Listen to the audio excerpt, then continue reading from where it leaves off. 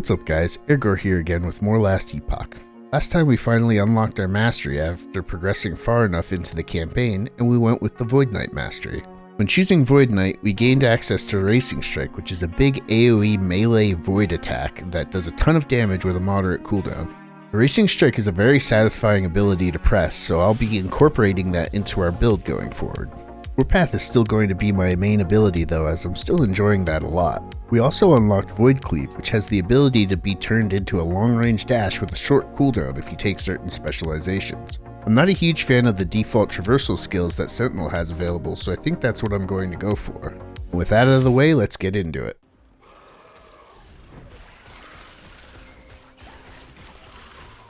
I was looking into it, and apparently, at least as far as I can tell, there's no such thing as mana leech in this game. So what I'm going to want to do in order to sustain Warpath is get the, there is a Sentinel stat that is essentially reduced cost of channeling abilities. So I'm just going to want to get some items with that. What I don't know for it is whether or not it is a flat reduction or if it's a percentage reduction.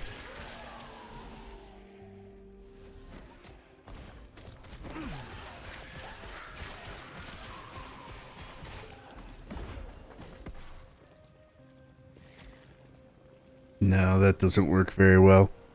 I wanted to try out Shield Rush as a movement ability because you can make it so it doesn't require a shield, but costs a lot of mana. You can get this up to a 120% mana efficiency. I don't know if that allows you to have it cost nothing or not though, but we'll give that a try at some point later. What really, I just wanted to use this slot until we get Abyssal Echoes unlocked. Because Abyssal Echoes is what I'm going to put in that slot long term, because there's a few different ways on Warpath and a couple other abilities to proc Abyssal Echoes. And I'm running under the assumption that if you have Abyssal Echoes specialized, then using those abilities for it, I assume those procced Abyssal Echoes from other abilities will have the benefits of your skill specialization. I don't know that for sure, but that's the assumption I'm running under.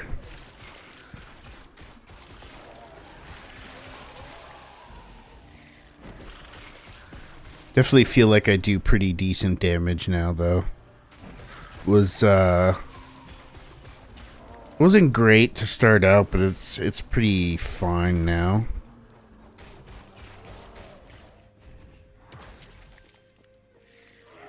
I think long term I am definitely going to invest in a Racing Strike as well.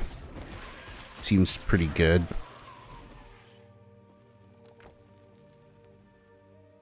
Fighting Chance, what are these? Oh, those are pretty good. Give those a shot. Make me take some more damage, but I deal so much more damage that it's probably worth it. I also don't feel particularly squishy against most attacks anyways. Yeah, that's quite a bit of DPS just from that one item. And then getting life on kill is always pretty useful for AoE builds.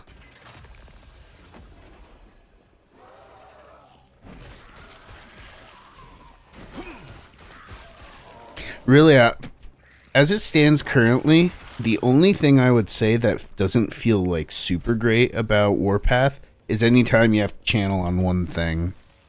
It's like not the best in the world. Not the best feeling. My plan long term, I think, is going to be to... Obviously, I'm going to keep speccing into Warpath. And then I think since I don't really like the feel of Shield Rush that much as a movement ability just because it costs so much mana.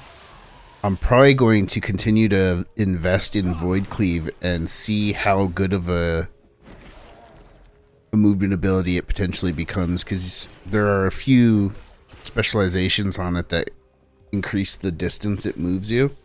So I might be able to use it like that. We'll have to see. If it's not great, then maybe I will stick with Shield Rush long term and just invest most of its points into the mana cost reduction. And then outside of that, I'm, like I said earlier, going to do Abyssal Echoes, because that seems to synergize with a lot of the Abyssal Echoes procs you can get. And then I want to do Erasing Strike as well, because it seems like a very powerful finisher.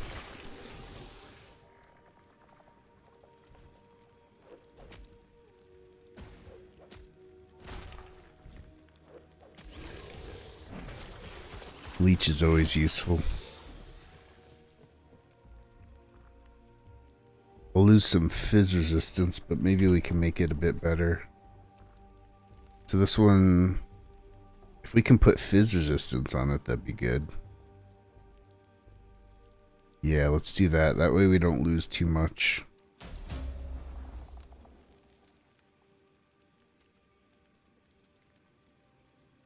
Interesting. So you can craft, your crafts can crit. And I guess when it crit, it increased the tier of one of the other things on the item for free. That's pretty good. So this has 14%. Doesn't say what tier it is. Oh wait, there we go. So it's only a tier 2. Whereas this one, tier 1, has quite a bit less. I guess it low rolled though. Oh yeah, there we go. Now it's equivalent. Now I'll spend the rest of my forging potential on the void damage. Preserve the forging potential because it crit. That's really good. Where do you see your crit chance though? Oh, I can't go any further because I guess it would require a higher level to continue crafting. That's a very good neck now, though.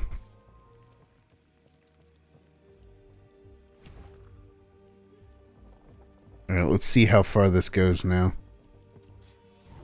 Oh, yeah, that's a lot better now. Well, there's no sense in having this on Shield Rush for now then, so we'll just put it on Rebuke. We could just use Rebuke for it until we get Abyssal Echoes unlocked. By the time we get Abyssal Echoes unlocked, we'll probably have the proc for proccing Abyssal Echoes on Warpath unlocked as well, so that'll be good timing.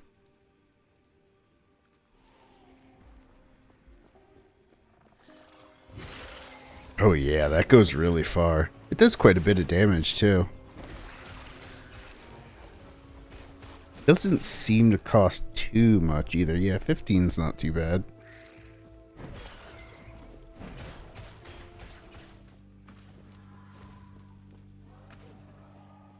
Sometimes the clicking for looting stuff and interacting with stuff is a little finicky.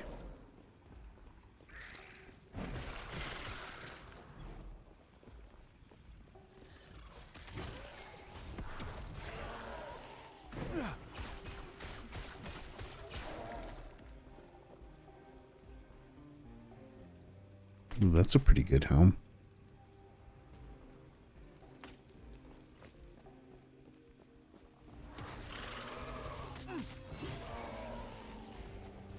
Void Cleave and Erasing Strike are both very satisfying abilities, especially Void Cleave now with the double distance. It's actually very satisfying to just dash through giant packs and kill them all.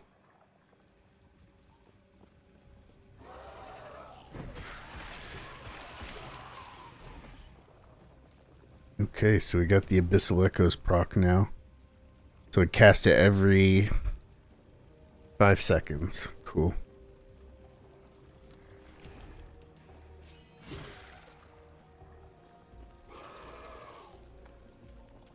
Investing in the cooldown reduction for Void Cleave feels pretty nice too. We'll definitely max that out.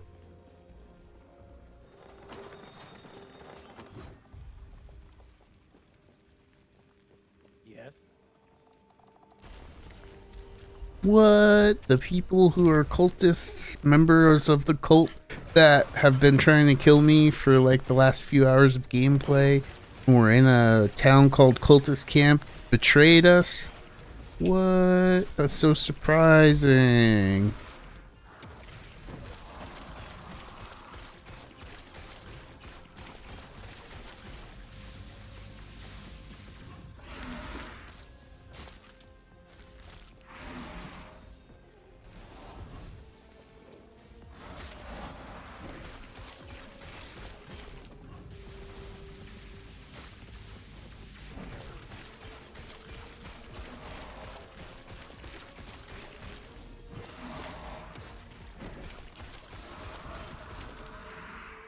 I have a feeling this boss has a lot of void resistance because it's not taking a ton of damage. Even from a racing strike.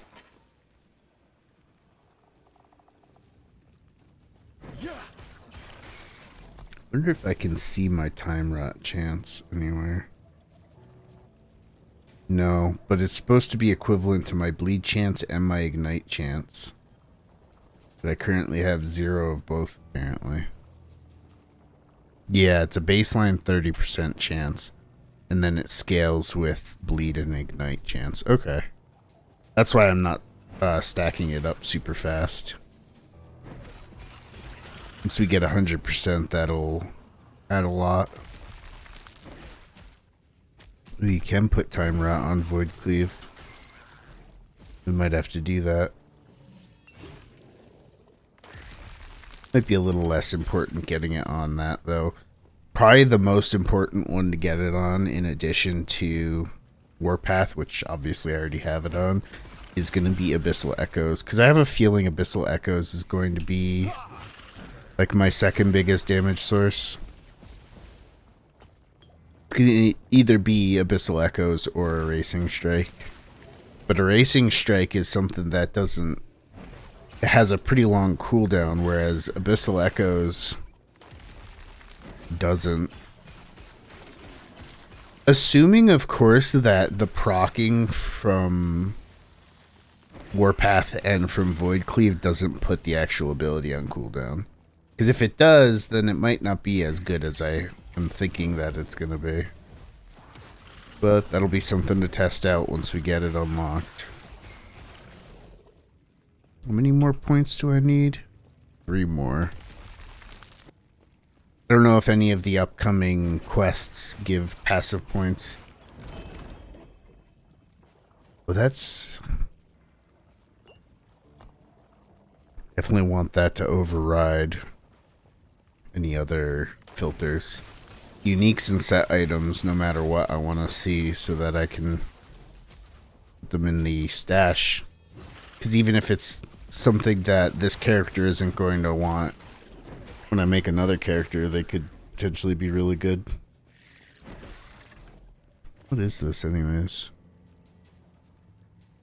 Soul charge on kill at 5 soul cards. Soul charges cast soul eruption. +2 to soul feast. Soul feast. That sounds like an acolyte ability if I had to guess.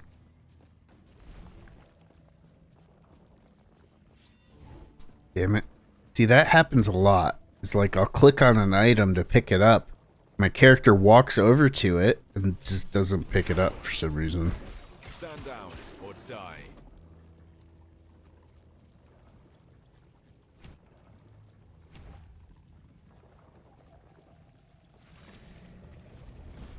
Yeah. Stand down or die.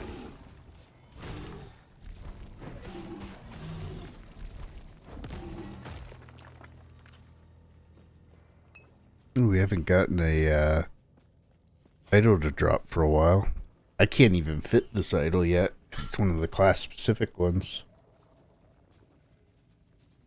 Percent health restored on lunge. Yeah, that's not even good for my build right now anyway, since I'm not using lunge. That is an interesting item, though.